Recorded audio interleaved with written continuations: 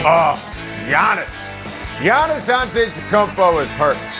This was a genuine oh-no moment last night.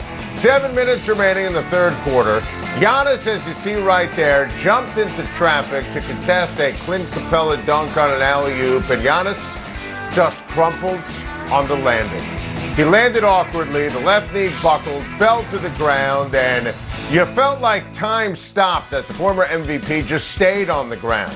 The sports world collectively gasped. LeBron, Patrick Mahomes, J.J. Watt, just like the rest of us, in sheer pain watching Giannis in agony. I feel so terrible for my guy Giannis Antetokounmpo, so close to a championship, and without him, the Milwaukee Bucks cannot function. And say what you want, and we've said it, about his free throws or his 3 air balls last night or moments you feel like he's coasting, like in the first half last night. This is still a freak, okay? This is still a superstar. This is still an MVP, an elite player. And you hate to see this so close to the top of the mountain. Milwaukee outscored 25-10 the rest of the third quarter without him. And that's a harbinger of things to come. The NBA playoffs have been amazing this year, but it's been a war of attrition with the injuries. And we first guessed this with the season starting so soon after the bubble, then the condensed nature of the regular season. Look, I love the unpredictability of the playoffs. I'm obsessed with it. But when you have guys like Giannis and Trae Young and Anthony Davis and Kawhi Leonard and Donovan Mitchell, we're talking about stars all missing games because of injury. That's a huge problem. When Joel Embiid is playing through a torn meniscus, that's a problem. LeBron wasn't close to 100%. That's a problem. Jamal Murray's knee couldn't even make it to the playoffs. That's a huge problem and impacted everything in the Western Conference. Plus, you could even factor in key role players like DiVincenzo and Hunter and Zubac, who should be playing right here, right now. Injuries are obviously always part of sports and part of the game, but this is over the top, and it was preventable, and I feel terrible for Giannis. The Giannis injury is the headline, but please don't let that distract from what the Atlanta Hawks did before the injury without their superstar, Trae Young. The Hawks stud couldn't go with the foot bruise, and he was declared out 45 minutes before the tip. Sweet Lou Williams got the start instead of Trae Young for Nate McMillan's club, and the energy and the teamwork was off the charts. They punched adversity in the face, sparking a huge Game 4 win to even the Eastern Conference Finals at 2 games apiece. Sweet Lou added sizzle. 21 points. The Hawks blasted the Bucks right from the jump. Atlanta showed off its unreal depth and ball movement and chemistry and coaching. Milwaukee was stuck in the mud, lethargic. Bogdanovich was absolutely sensational, the healthiest that he's looked this postseason. He made shots all night. Cam Reddish contributed in a major way. That was awesome to see. So did Gallo. Kevin Huerter added 15, and Clint Capella was all over the court. 15 points, 7 rebounds, and how about this? The Larry Bird circus shot for good measure. That's going to be shown on the All Highlights forever. How did he hit that from behind the backboard? I give my guy Nate McMillan all the credit in the world. He inspires, he preaches defense and ball movement and no excuses. And you heard the players talk about that after the game. How great is Nate McMillan? If Nate McMillan coached the Bucks, I firmly believe they would have won last night. I'm so happy for Nate McMillan and the Hawks. They were incredible without Trae Young. The Hawks played their fannies off, and they earned it way before Giannis Antetokounmpo got hurt. I am so fired up for the show. This is out of a movie. In fact, I don't think Hollywood would have accepted the script because it's truly unbelievable. I love Shohei Ohtani, as you know. I'm mesmerized by him. What he's doing this week alone is insane. 2 more line drive homers last night to take the MLB home run lead. Hit a homer the night before. Ohtani had a double, triple homer and a steal the day before in Tampa.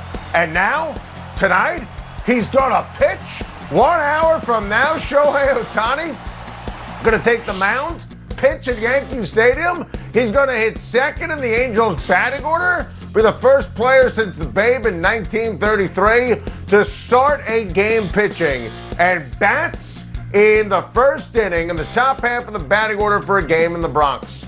Unreal. Every night there's more genius and talent and athleticism and mythical happenings on display. I mean, he's a unicorn. And how's this for a sentence? I expect the major league leader in home runs to shut down the Yankees' bats tonight. Think about the weight, the zaniness of that sentence. Nobody alive has ever seen Babe do both. So this is something we've all never seen.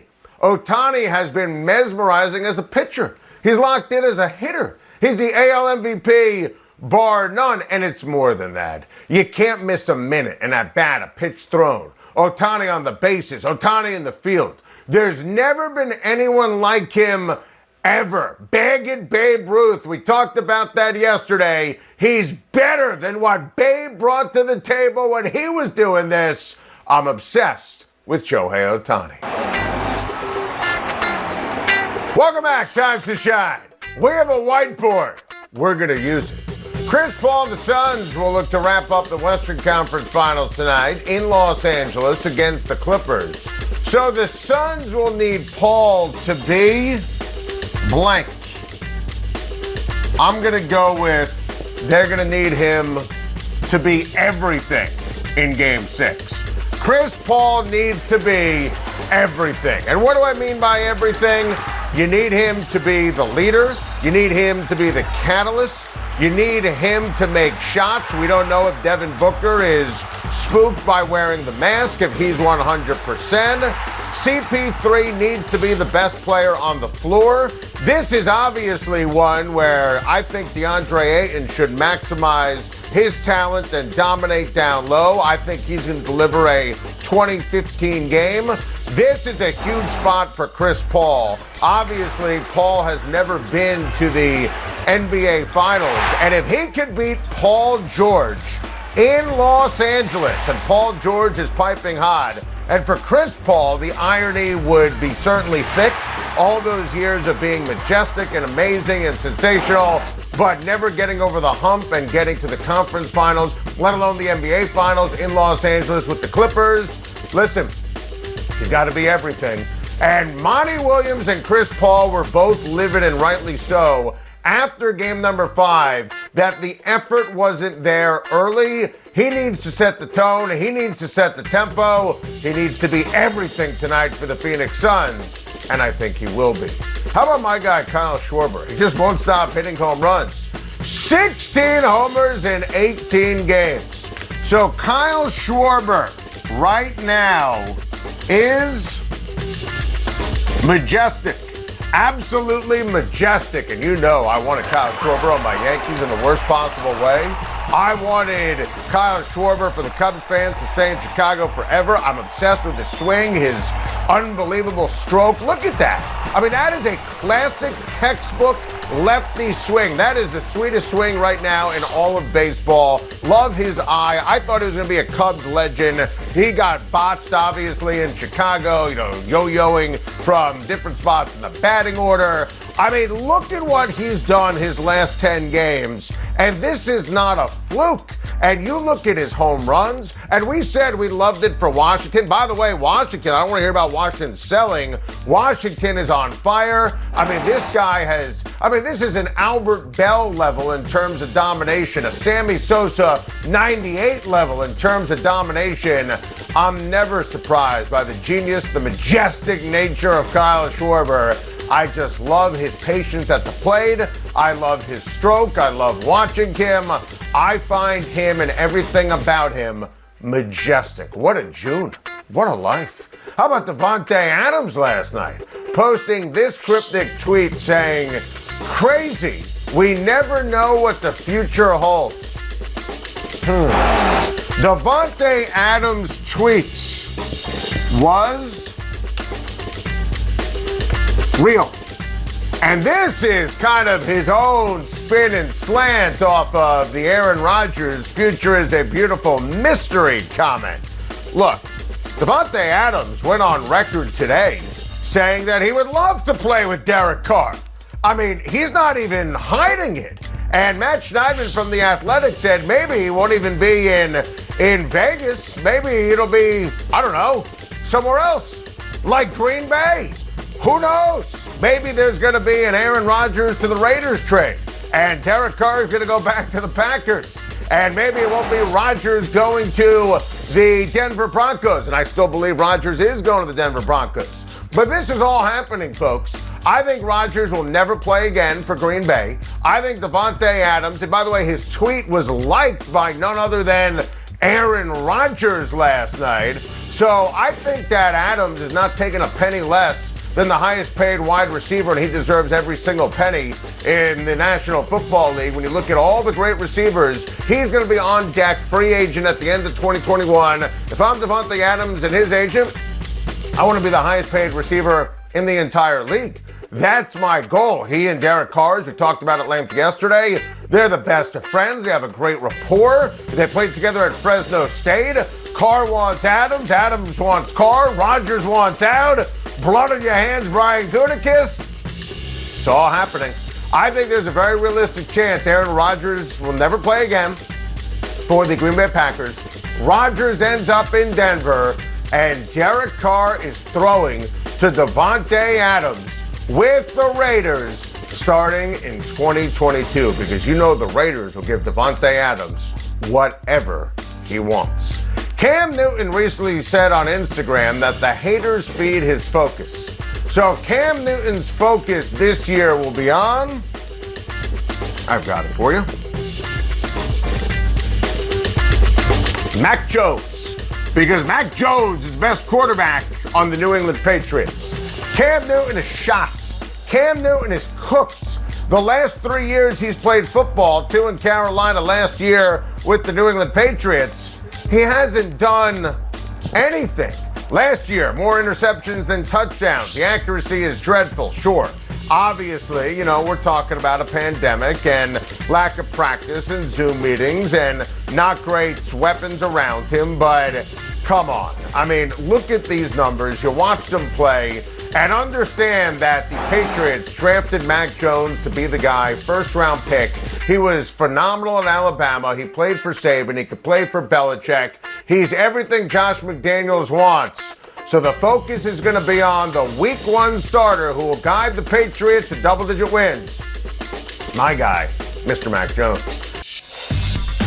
Spicy Brian Cashman, welcome back. Time for some news you could use. And that was before the Yankees game yesterday. And listen, it was significant on a couple of different levels. Number one, Aaron Boone said he liked to compete and he liked to focus the day before after a 4th straight loss.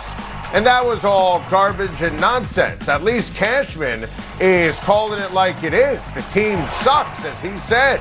And the Yankees responded by scoring a season-high 11 runs, and that needed to happen. Now, I'm not going to sit here and tell you the Yankees are back. You beat up a bad Angels team. That's nice. Now you got to face Shohei Ohtani, as we talked about earlier. And listen, I still don't have any confidence here when you look at the New York Yankees. But finally, some honesty from someone. If he only would just fire Aaron Boone. Some news you could use from out west. Walker Buehler was terrific last night as the Dodgers swept the quick 2-game series against the Giants, as we predicted. LA has now won 5 straight, just a game and a half back in the NL West. Walker Buehler's stuff was filthy. He outdueled Kevin Gausman, who has been excellent. Chris Taylor had a couple of RBI early, and that's all Walker Buehler would need. Dodgers only a game and a half out, as we mentioned. They're better than San Francisco. They're going to win the West, and Dodgers going to win the World Series. How about some hockey news you could use? My guy Connor McDavid won the Hart Trophy last night as the NHL MVP, did it in unanimous fashion, getting all 100 first place votes. McDavid is only the second unanimous winner of the Hart Trophy. The other guy, a guy named Wayne Gretzky. What a season for Connor McDavid with 105 points in just 56 games. Some news you can use from the NFL is New Orleans Saints right tackle Ryan Ramczyk is reportedly signing a 5-year deal for $96 million. This extension, he is beyond worth every single penny. He's going to be the highest paid right tackle in the NFL. Ramczyk has been a fixture on the Saints offensive line since he was drafted in 2017. Part of what is going to go down in history as one of the greatest draft classes ever. Think about that. Mickey Loomis, take a bow. Alvin Kamara in round 3. Ramczyk, Lattimore, Williams, Hendrickson. That is an all-timer. And I love Ramczyk. They needed to pay him. Great job getting it done.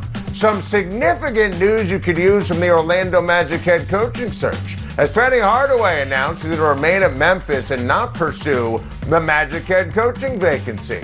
Look, I understand the Magic interest, and obviously Penny is a legend with the Orlando Magic, and I think Penny Hardaway can absolutely coach, but if you're Penny, you don't want to be the guy who inherits this mess. You want to be the guy who replaces the guy who inherits this mess. The Magic 2, 3, 4 years away from being, even a playoff team. They need to break that thing down to build it back up.